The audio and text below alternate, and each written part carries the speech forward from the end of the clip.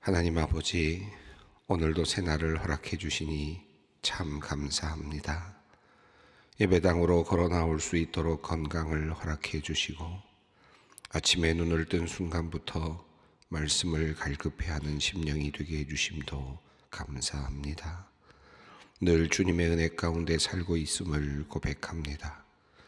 한결 낭떠러지와 같은 인생길에서 매 순간 손을 잡아 주셨고 일으켜 세워 주셨습니다. 중요한 순간 실수하지 않게 하셨고 실수했을 때조차 돌이킬 기회를 주셨습니다. 주님, 우리의 육체는 날로 쇠해갑니다. 그러나 우리의 영은 하나님으로 말미암아 날로 새로워짐을 믿습니다. 오늘도 새로운 심령을 갈망하며 주님 앞에 나왔사오니 성령께서 은혜로 이 시간을 가득 채워 주시옵소서.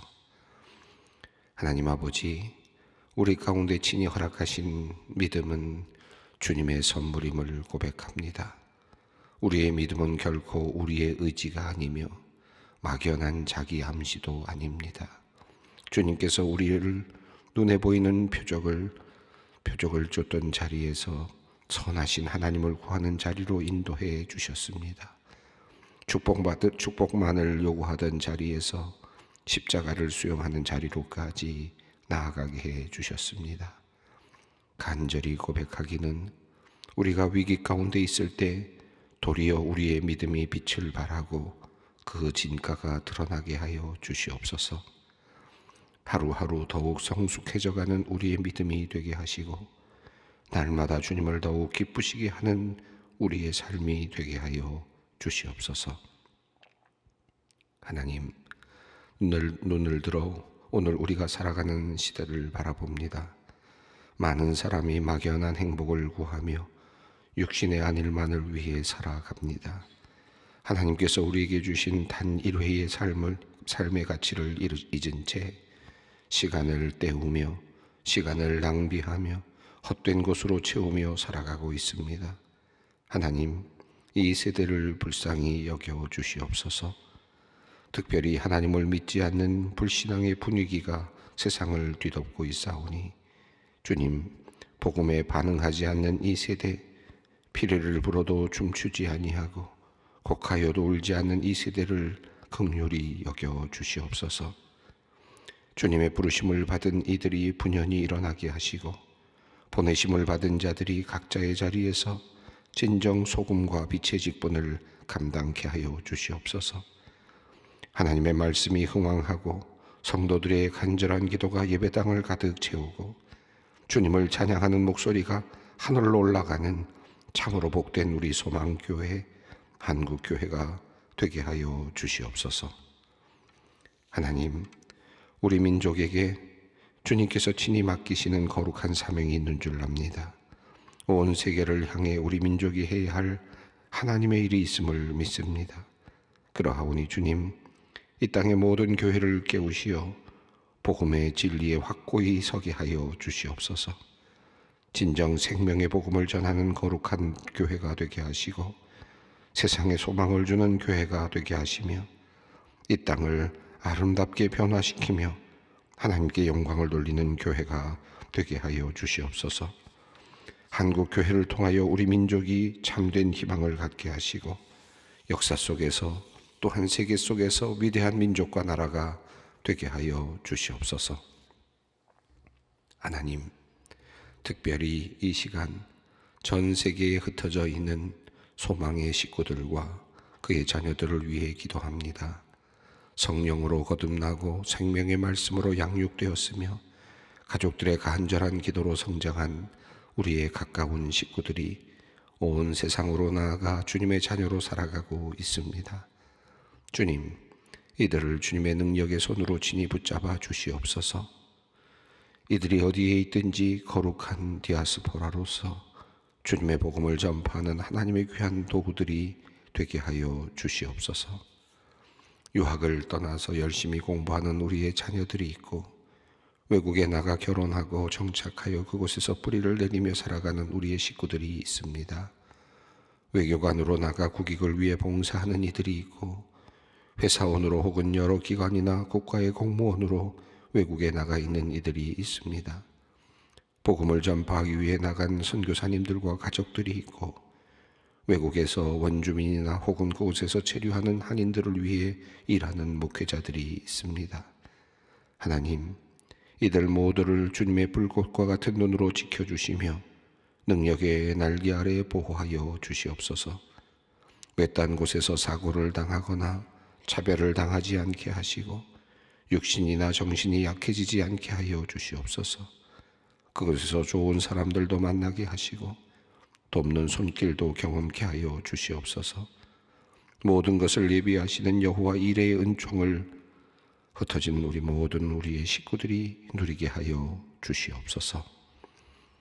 하나님 아버지, 고난 가운데 있는 가정들을 위하여 기도합니다. 암 진단을 받고 항암 치료를 기다리는 성도님이 있습니다.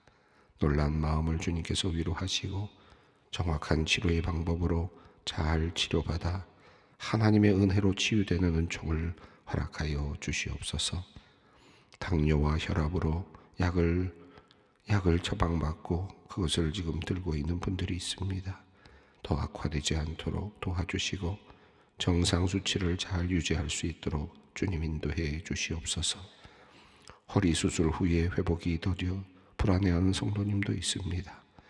허리와 다리의 통증을 완화시켜 주시고 정신적인 안정과 평안을 주님 허락해 주시옵소서. 지병으로 고통 중에 있는 부모님을 간호하는 자녀들도 있습니다. 이들의 수고를 기억해 주시고 이 어려운 시간을 잘 이겨나갈 수 있도록 힘을 더하여 주시옵소서.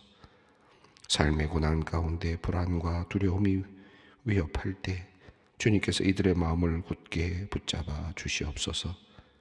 두려움에 떨며 서 있지 않게 하시고 순간순간 함께 하시며 평안으로 인도하시는 그 주님의 귀한 손길을 느끼며 살게 하여 주시옵소서. 이제 말씀 앞으로 나아갑니다. 이 아침 주님의 인자한 말씀을 듣기 원하며 우리의 마음의 문을 열고자 합니다. 주님, 이 시간 우리에게 말씀하여 주시옵소서. 이 말씀으로 우리의 영혼이 깨어나게 하시고 이 말씀이 오늘 하루를 거룩하게 살아내는 생명의 양식이 되게 하여 주시옵소서. 우리 주 예수 그리스도의 이름으로 기도드리옵나이다. 아멘. 오늘 하나님께서 우리에게 주시는 말씀 마가복음 8장 22절 26절 말씀입니다. 마가복음 8장 22절로 26절 말씀 함께 봉독하겠습니다. 베세다의 이름에 사람들이 맹인 한 사람을 데리고 예수께 나와 손 대시기를 구하거늘 예수께서 맹인의 손을 붙잡으시고 마을 밖으로 데리고 나가사 눈에 침을 뱉으시며 그에게 안수하시고 무엇이 보이느냐 물으시니 쳐다보며 이르되 사람들이 보이나이다. 나무 같은 것들이 걸어가는 것을 보나이다 하거늘 이에 그 눈에 다시 안수하심에 그가 주목하여 보더니 나서 모든 것을 밝히 보는지라. 예수께서 그 사람을 집으로 보내시며 이르시되 마을에는 들어가지 말라 하시니라. 아멘. 이 오늘 본문 말씀은 아주 짧은 본문 말씀이고요. 그리고 또 맹인을 고치시는 내용의 말씀입니다. 근데 이 말씀의 그 위치가 우리가 이 학자들이 마가복음을 연구하는 학자들에 의하면 굉장히 중요한 마지막 그 하나의 그 전환점에 있다 이렇게 이야기를 많이 합니다. 왜 그런가 하면 이제 바로 이어서 이어지는 말씀은 이제 예수님께서 예루살렘으로 향하는 그런 말씀으로 이제 시작이 되고 있고, 그런 관점에서 보면 지금 마가복음 이제 1장부터 시작해서 8장 26절까지의 내용이 하나의 첫 번째 단락의 마지막 부분, 그러니까 오늘 본문이 이 첫 번째 단락의 마지막 부분에 해당한다 이렇게 볼 수 있겠습니다. 갈릴리 지역에서 그리고 예수님께서 이제 활동하시다가 그리고 마지막으로 벳세다 지역을 이제 마지막으로 방문하시고 그 다음에 이제 앞으로 예루살렘을 향해서 나아가시는 장면이 다음 이제 장부터 이어지게 됩니다. 그러니까 순환으로 나아가는 장면이 이제 다음 장부터 시작이 된다고 할 수 있겠습니다. 베드로의 고백으로부터 시작되고 그리고 나서 이제 예수님께서 이제 예루살렘으로 향하는 장면이 나오는데요. 오늘 이 본문은 그러니까 지금까지 왔던 그 모든 이야기들을 마지막으로 요약하고 정리하고, 물론 이 모든 것이 이 말씀 안에서 이 사건에서 정리가 되는 것은 아니지만 여기서 이제 일단락되는 그런 말씀이라고 할 수 있습니다. 그래서 이 말씀이 작은 사건이지만 이 사건이 주는 의미가 굉장히 크다라고 할 수 있겠습니다. 예수님께서 오병이어의 기적을 베푸시고 그리고 많은 사람들이 이제 예수님을 따르려고 하고 할 때 아마 기적이 일어났으니까 얼마나 사람들이 놀랐겠습니까? 그런데 예수님께서 그때 제자들을 급히 서둘러서 벳세다로 향하도록 하셨지 않습니까? 6장 45절의 말씀인데요. 그리고 나서 예수님께서 이제 따로 산으로 올라가셔서 기도를 하셨습니다. 제자들이 벳세다로 가려고 했는데 그만 밤에 바람이 거세서 그것을 계속해서 가지 못하고 힘들게 노를 젓고 있을 때 예수님께서 나타나셨고 물 위로 나타나시는 모습을 보았습니다. 그리고 너희들이 왜 무서워하느냐라고 이렇게 말씀하시면서 믿음이 없다라고 이렇게 말씀하셨던 장면이 있었습니다. 자, 그리고 나서 그들이 예수님의 그 제자들과 예수님의 배가 벳세다로 가지 못하고 게네사렛이라고 하는 곳으로 갔다라고 하는 내용이 나왔거든요. 그리고 이제 이야기가 쭉 이어졌습니다. 그리고 이제 오늘 마지막 지금 마가복음 8장에서 벳세다에 이르렀다라는 표현이 나옵니다. 그러니까 마가복음의 흐름으로 본다면 지금 예수님께서 오병이어의 기적을 보여주시고 그리고 나서 벳세다로 향해서 가려고 했던 목적지, 그런데 그 목적지가 살짝 바뀌었고요. 그리고 바람에 의해서 바뀌었기도 했고 또 제자들에 의해서 바뀌면서 이제 게네사렛이라고 하는 곳으로 가게 됐고, 그리고 나서 예수님께서는 이제 여러 곳을 다니시지 않습니까? 두로와 시돈을 거쳐서 데가볼리를 통해서 갈릴리 호수 동편으로 가셨다가 또 여러 곳을 다니시다가 이제 벳세다라고 하는 곳으로 이제 오셨습니다. 이 벳세다라고 하는 것은 요한복음 1장 44절 이후를 보면 그 제자들의 그 또 고향이기도 합니다. 여러 제자들이 그곳에서 이제 선택을 받는데 베드로, 안드레, 빌립과 같은 제자들이 그것을 고향으로 두고 있는 그런 제자들입니다. 그러니까 이제 이 벳세다라고 하는 것은 어찌 보면 예수님의 활동의 중심지였다고도 볼 수 있겠고요. 또 제자들을 불러내신 굉장히 중요한 지역이었다고도 볼 수 있는 곳입니다. 이제 여기서 출발해서 이제 예루살렘으로 가시게 되는 그런 이제 장면이 오늘 이제 이어지죠. 오늘 본문은 그 벳세다라고 하는 지역이 이제 벳세다로 가시려고 했는데 가시지 않았고, 그리고 나서 다시 돌아서 지금 이제 마침내 벳세다에 오시는 장면입니다. 그래서 벳세다라는 이름으로만 마가복음을 이어본다면 오병이어의 기적이라고 하는 기적부터 시작해서 벳세다라는 이름이 나왔고, 그리고 이제 우리가 지난 시간에 우리가 봤습니다만 4천 명을 먹이시는 기적이 나오지 않았습니까? 그 4천 명을 먹이시는 기적이 나오고, 그리고 나서 그 제자들이 이제 급하게 이제 예수님께서 떠나시자고 했을 때 떡을 가져오는 것을 잊어버렸다라고 하는 본문이 이제 어저께 나오면서 그리고 그런데 예수님께서 뭐라고 하십니까? 내가 너희들 5천 명을 먹였을 때 얼마가 남았느냐? 12강줄입니다. 그리고 4천 명을 먹였을 때 얼마 나오냐? 7강줄입니다. 너희에게 믿음이 없느냐? 라고 하는지 그런 말씀을 하시지 않습니까? 너희가 보았음에도 불구하고 너희는 내가 누군지 모르느냐? 라고 하는 이제 그런 말씀이 나왔죠. 그리고 이제 오늘 이야기가 전개됩니다.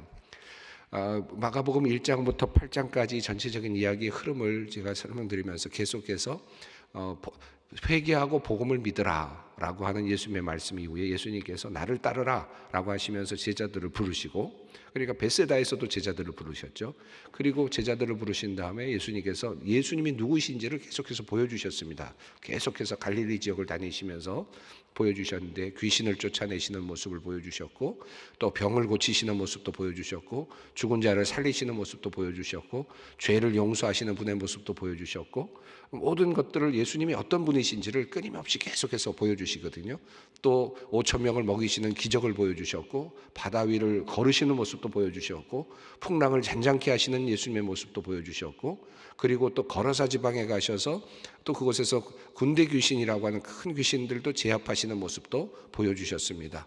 어떤 갈릴리 지역에만 국한된 것이 아니라 이방 지역에까지 예수님의 능력이 드러나는 모습도 친히 보여주셨습니다. 자, 이렇게 예수님께서 계속해서 보여주시면서 자기 자신이 누구이신지를 지금 계시해 주셨단 말이죠. 그리고 계시해 주신 다음에 마지막 부분에서 제자들이 떡을 하나만 갖고 나왔습니다. 그리고는 이게 그러자 예수님께서 누룩에 대한 이야기를 말씀하시면서 바리새인들의 누룩과 헤롯의 누룩을 조심하라 라고 하는 말씀을, 교훈의 말씀을 주셨는데, 그들은 우리가 지금 떡을 하나밖에 안 갖고 와서, 떡을 못 갖고 와서 지금 누룩에 대해서 말씀하시나 보다 라고 또 그렇게 오해를 하자 예수님께서 너희가 보고도 보지 못하고 들어도 듣지 못하고 하는 말씀을 하시지 않습니까? 지난 시간 바로 그 부분입니다. 18절 말씀인데, 너희가 눈이 있어도 보지 못하며 귀가 있어도 듣지 못하느냐, 또 기억하지 못하느냐. 예레미야서 5장 21절에서 나온 말씀을 이제 인용하시면서 예수님께서 이제 강하게 말씀하셨던 것입니다. 여기서 눈이 있어도 보지 못하냐, 귀가 있어도 듣지 못하냐, 너는 기억하지 못하느냐라고 이렇게 말씀을 하셨습니다. 앞서서 예수님께서 귀가 듣지 못하고 그리고 말을 더듬는 사람, 그러니까 듣지 못하기 때문에 말을 더듬는 거죠. 사실은 말을 더듬는 것은 듣지 못하기 때문이니까 원인은 듣지 못하는 데 있는 것 아니겠습니까? 그 사람을 지금 고쳐주신 장면이 앞서 있었습니다. 자, 그리고 이제 오늘 본문은 지금 보지 못하는 사람을 고쳐주시는 장면이 나옵니다. 그러니까 우리가 단순하게 예수님께서 지금 육체적으로 이런 다양한 사람을 고쳐주신다라고 하는 의미도 있지만, 지금 18절에 읽었던 말씀처럼 너희가 보고도 보지 못하느냐, 듣고도 아직 듣지 못하느냐, 너희에게 왜 믿음이 없느냐라고 말씀하시는 이 장면, 이 예수님의 말씀이 하나의 가시적으로 나타나는 하나의 모습이 지금 듣지 못하는 사람을 고쳐주시는 장면에 나타나고요. 그리고 또 보지 못하는 사람을 보여주시는 장면으로 나타납니다. 이것이 양쪽으로 감싸고 있죠. 지금 제자들이 보면서도 보지 못했고, 들으면서도 아직 듣지 못했던 참으로 안타까운 그들의 믿음이 계속해서 자꾸 잊어버리고 깨닫지 못하는, 예수님께서 5천 명을 먹여주셨는데도 불구하고 또다시 4천 명 앞에서 사람들이 많은 곳에서 누가 이 광야에서 누가 감히 이것을 먹일 수 있겠습니까? 라고 또 고백하는, 또 이런 의문을 던지는 이런 제자들의 모습을 보시면서 안타까워하시면서 예수님께서는 너희가 지금 5천 명을 먹이고 나서 몇 광주리가 남았느냐 라고 물으셨고, 그리고 또 예수님께서는 또 말씀하시기를 4천 명을 먹이고 얼마나 남았느냐, 왜 너희들은 기억하지 못하느냐 라고 그렇게 말씀을 하셨습니다. 앞서 있었던 본문에서 예수님께서 떡을 하나밖에 가지고 오지 못했다 라고 하는 그런 이야기와 더불어서 시작이 되면서 왜 너에게 믿음이 없느냐라고 물어보셨을 때 그 믿음이 무엇이었겠습니까? 그냥 단순하게 예수님께서 너희가 지금 떡이 하나밖에 없는데 내가 5개 가지고 5천 명도 먹이고 7개 갖고 4천 명도 먹였으니까 하나만 갖고도 내가 너 먹일 수 있다. 내 능력이 그 정도 있냐? 너희 그것도 아직 모르겠느냐? 그 이야기를 하고 계시는 것이겠습니까? 사실은 그것이 아니죠. 그것보다 더 큰 의미가 있는 거죠. 내가 너희들을 먹일 수 있다라는 것보다 내가 주인 줄 모르겠느냐? 내가 구원자인 줄 모르겠느냐? 내가 바로 너를 구원하기 위해서 이 땅에 온 하나님의 아들인 줄 너희가 아직도 모르겠느냐? 그 이야기를 하신 것이죠. 그러니까 떡을 만들어낼 수 있고 증식해낼 수 있는 능력을 내가 소유하고 있다. 그걸 아직도 네가 모르느냐? 그 말이 아니라 나의 본질이 누군지를 아직 못 깨닫느냐? 내가 구주인 것을, 너희를 살리고 너희를 구원하기 위해서 온 하나님의 아들이라는 사실을 네가 아직도 모르겠느냐라고 하는 그런 질문이죠. 그 사이에 이야기가 흐름이 하나 끼어들었었죠. 바리새인들이 와서 뭐라고 했습니까? 표적을 구하면서 당신이 신의 아들이라는 것, 네가 신성을 갖고 있다는 것을 스스로 증명해라. 그렇게 이야기를 했는데 예수님께서는 도리어 그 표적을 주기를 거절하셨습니다. 마치 사탄이 성전에서 뛰어내리면 내가 뛰어내리라. 그러면 많은 사람들이 너를 보고 하나님의 아들일 줄 알 것이다. 증명해라. 라고 그렇게 이야기를 했지만 예수님께서는 그 증명에 대해서 주님께서는 그것을 거부하셨습니다. 도리어 너희가 아직도 모르겠느냐? 지금까지 표적을 준 것을 너희도 아직도 모르겠느냐라고 그렇게 말씀을 하셨습니다. 이 독일어 완주 성경을 보니까 이런 이야기 흐름 속에서 이런 이야기를 한 것을 잠깐 코멘트한 것을 제가 보았는데, 예수님께서 표적을 주시지 않은 이유, 바리새인들에게 표적을 그렇게 구하는 사람들에게 주시지 않은 이유를 이야기하면서 증명과 그리고 증거, 표적과는 다르다라고 하는 그런 이해를 들어놓은 것을 제가 읽었습니다. 흥미로운 그런 관점이라고 생각했는데, 예를 들면 이런 거죠. 사랑은 우리가 사랑을 할 수 있는 징표를 줄 수 있지만 그러나 증명할 수는 없다. 그런 내용이었어요. 흥미로운 그런 관점이라고 생각하는데, 예를 들면 우리가 사랑한다 그랬을 때 우리가 사랑한다는 것을 마음에 담아서 편지를 줄 수도 있고, 사랑한다는 것을 마음에 담아서 예를 들면 반지를 줄 수도 있고요. 이런 선물도 줄 수 있지 않겠습니까? 이거는 증표지요. 사랑의 증표. 내가 사랑한다는 것을 마음에 담아서 주는 하나의 증거물입니다. 이 증표죠. 예수님께서 지금 이 땅에 오셔서 기적을 베풀어 주시고 표적을 보여주시는 이 모든 것들은 사실은 하나님의 아들이라고 하는 것을 보여주는 증표다라는 것입니다.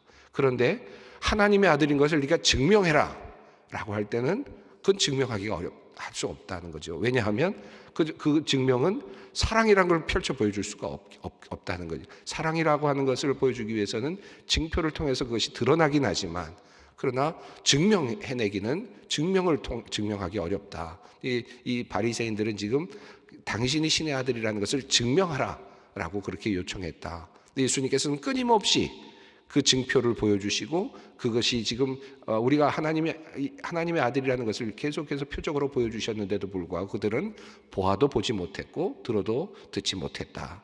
이제 그런 내용이 있었습니다. 자, 오늘 본문 말씀을 보면 이제 여기에 벳세다라고 하는 곳으로 이제 들어가셨고요. 벳세다에서 그런 여러 가지 맥락 속에서 마지막의 이야기가 이제 보지 못하는 사람이 이제 등장합니다. 22절 말씀을 읽겠습니다. 벳세다의 이름에 사람들이 맹인 한 사람을 데리고 예수께 나와 손 대시기를 구하거늘. 자, 이 이야기가 어떤 분들은 똑같이 그 4천 명을 먹이는 이야기와 더불어서 똑같이 중복이 아니냐라고 이렇게 말씀하시는 분들이 꽤 있어요. 그런데 이 마가복음의 이 두 개의 틀이 오병이어의 이야기, 4천 명을 먹이시는 이야기, 이 이야기가 하나의 축을 이루면서 같은 맥락에 있는 것들이 이렇게 같이 포진되어 있는 형태를 띠고 있습니다. 그래서 여기도 중복이 되는 것 같이 느껴지긴 하죠. 우선 귀먹고 어눌한 사람들이 데리고 오는 것도 동일하고요. 또 예수님께서 무리를 떠나서 따로 데리고 가셨다라고 하는 내용도 동일하고요. 또 침을 사용하셨다는 것도 동일하고요.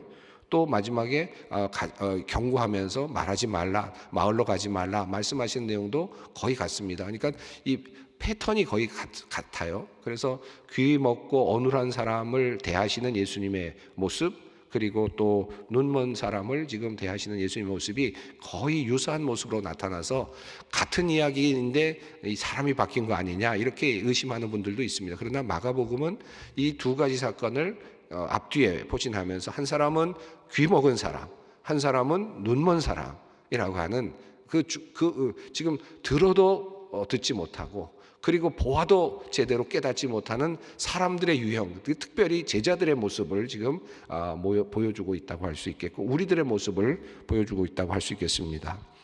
자, 벳세다에 이르렀을 때 맹인 한 사람을 사람들이 데리고 왔습니다.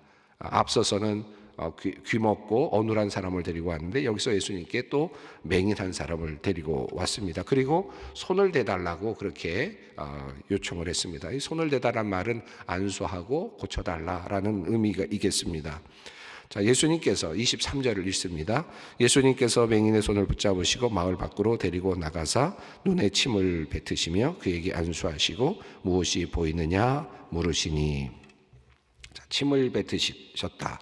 이 침을 뱉다는 말이 조금 지금은 우리가 조금 더럽게 느껴지는 그런 느낌도 있지만은 당시로서는 또 치유의 능력, 기적의 능력이 그런 축기의 능력이 침에 있다라고 하는 그런 속설도 있었기 때문에 당시로서는 이 침을 사용하는 것은 또 다른 하나의 의미 있는 행위였을 수는 있습니다. 근데 예수님께서 꼭 그렇게 하시지 않아도 되는데도 불구하고 침을 뱉으시고 그에게 안수하시고 무엇이 보이느냐 말씀하셨습니다. 제가 지난번에 말 더듬는 사람 그리고 어눌한 사람을 고치실 때 예수님께서는 말을 하고 지금 귀가 들리지 않는 거잖아요. 그럴 때 예수님께서 병이 나아라 말씀하셨으면 그가 못 들었을 거 아닙니까? 그런데 예수님께서는 그가 볼 수 있다는 것을 아시고 그에게 행동으로 보여주셨잖아요. 침을 뱉으시고 손에 바르시고 혀에다가 대주시고 하는 그런 장면을 통해서 눈으로 그가 이게 예수님께서 나에게 해주셨다 하는 사실을 확고하게 심어 주셨지 않습니까? 자, 그런데 여기 맹인의 경우도 마찬가지예요. 맹인을 때리고 따로 나갔습니다. 따로 나갔는데 침을 뱉으셨다라고 이렇게 말씀. 침을 뱉는 걸 볼 수는 없었을 거예요. 그렇죠? 보지 못하는 사람이니까 볼 수는 없었을 텐데 예수님께서 침을 뱉으셨다는 말은 어떤 의미가 있냐면 사실은 물론 그 고쳐준다는 의미, 어떤 주술적인 의미도 있겠지만 그보다는 그가 지금 그 침을 뱉는 것을 통해서 그가 감각적으로 지금 느끼고 있었을 겁니다. 이게 지금 뭔가 예수님께서 나에게 그 피부로 느끼는 거죠. 지금 침을 뱉는다는 것은 피부로 느끼고 안수를 해 주셨습니다. 자, 우선 그렇게 물론 침을 뱉으시는 모습을 보지 못했을 거예요. 안수하는 것도 사실 직접 보지는 못해서 보이지 않으니까. 자, 느낌으로 알 수 있었을 겁니다. 침을 뱉는 느낌과 그리고 안수하는 느낌을 받았을 거예요. 그리고 이제 예수님께서는 보여주셨습니다. 무엇이 보이느냐라고 이렇게 물어보십니다. 자, 그러자 어떻게 됐냐면 24절을 보시죠. 쳐다보며 이르되 사람들이 보이나이다. 나무 같은 것들이 걸어가는 것을 보나이다 하거늘. 여기서 보면 나무 같은 것들이 걸어가는 것을 보나이다라는 말을 가지고 아주 그 의심을 가지고 있는 학자들은 이 사람이 태어나면서부터 맹인은 아니었을 가능성이 높다. 왜냐하면 나무를 벌써 식별하고 있기 때문에 그렇다. 이런 얘기까지 하는데 사실은 이렇게 너무 깊이 보기보다는 그가 지금 무언가가 보인다라는 것을 표현하는 하나의 문학적인 하나의 형태라고 보는 게 더 나을 것 같은데요. 어쨌든 지금 1차 단계로 뭔가 보이는 장면을 표현하고 있는 거라고 할 수 있겠습니다. 완전히 보이지는 않는데 뭔가 어렴풋하게 보인다라는 것을 표현하는 장면이죠. 예수님께서 한 번에 고쳐주지도 않으셨고요. 여기서는 지금 한 번의 단계를 거쳐가세요.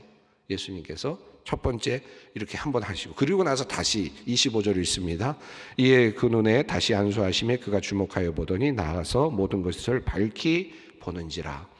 여기서 특징은 예수님께서 단번에 고쳐주지 아니하시고 과정을 가지고 고쳐주셨다라고 하는 것입니다. 이 예수님의 능력이 없어서입니까? 예수님께서 가시면서 귀신을 쫓아내실 때는 이미 그 풍랑을 막으시면서 그때 이미 걸어서 귀신 들린 자에게 나가라고 명령하셨음을 우리가 볼 수 있었지 않습니까? 그 정도의 능력이 있으신 분이시고 그리고 수로보니게 여인의 경우도 귀신 들린 딸이 이미 그 앞에서 그렇게 수로보니게 여인만 나왔을 때도 불구하고 그 귀신 들린 딸은 나았습니다. 자, 그렇다면 예수님께서 능력이 없느냐? 그건 아니죠. 지금 이 이야기는 지금 앞을 보지 못하는 사람을 보게 하시는 과정을 지금 알게 하시고 그가 스스로 이게 예수님께서 정말 나를 고쳐주셨다는 사실을 알게 만들어 가시는 과정으로서 예수님께서 지금 보여주고 계십니다. 첫 번째, 뭔가 손이 나에게 닿고 침이 닿는 것이 느껴졌는데 정확히 보지 못했습니다. 자, 그런데 이제 어렴풋이 보입니다. 그런데 예수님께서 자신을 다시 안수하시고 만져주시는 것을 다시 봅니다. 그리고 나서 고침을 받습니다. 자, 주님께서 내가 했다. 지금 내가 너를 지금 고쳐주고 있다는 사실을 보여주고 있습니다. 또 하나는 과정에 대한 부분도 분명하게 나타나고 있다고 할 수 있겠습니다. 예수님께서 우리를 다루실 때 조금씩 열어주시는 그런 모습을 또 볼 때가 있고요. 또 우리의 문제도 조금씩 해결해 주시는 모습을 경험할 때도 있습니다. 그렇게 하시는 이유는 나와 하나님과의 관계, 주님과의 관계를 통해서 내가 했다. 내가 너를 지금 만지고 있다. 내가 너를 지금 너의 문제를 해결하고 있다는 사실을 알게 하시기 위해서 과정을 거쳐가시면서 보다 더 분명하게 보여주실 때가 있습니다. 이 말씀은 결과적으로 어떻게 연결이 됩니까? 이제 제자들 계속해서 깨닫지 못하고 봐도 제대로 깨닫지 못하고 경험하고도 깨닫지 못하고 듣고도 깨닫지 못하던 이 제자들, 이 예수님께서 지금 그들을 지금도 계속해서 만져가고 계시는 거죠. 조금씩 만져가고 계십니다. 결과적으로 깨닫지 못하던 이 베드로가 다음 장면에서 예수님을 구주로 고백하는 장면이 나옵니다. 주님께서 열어주시는 거라고 할 수 있겠습니다. 자, 오늘 우리가 어디에 있든지 어느 단계에 있든지 주님은 우리를 지금 만지고 계시고 또 우리로 하여금 우리의 문제를 해결하고 계신다. 주님께서 하신다는 사실을 우리에게 알려주시기를 원하고 계신다. 이 마음을 가지시고 어떤 과정에 있든지 희망을 놓지 않고 주님을 꼭 붙잡고 주님 앞으로 나아갈 수 있기를 바랍니다. 함께 기도하겠습니다. 하늘에 계신 우리 아버지의 이름을 거룩하게 하시며 아버지의 나라가 오게 하시며 아버지의 뜻이 하늘에서와 같이 땅에서도 이루어지게 하소서. 오늘 우리에게 일용할 양식을 주시고 우리가 우리에게 잘못한 사람을 용서하여 준 것 같이 우리의 죄를 용서하여 주시고 우리를 시험에 빠지지 않게 하시고 악에서 구하소서. 나라와 권능과 영광이 영원히 아버지의 것입니다. 아멘.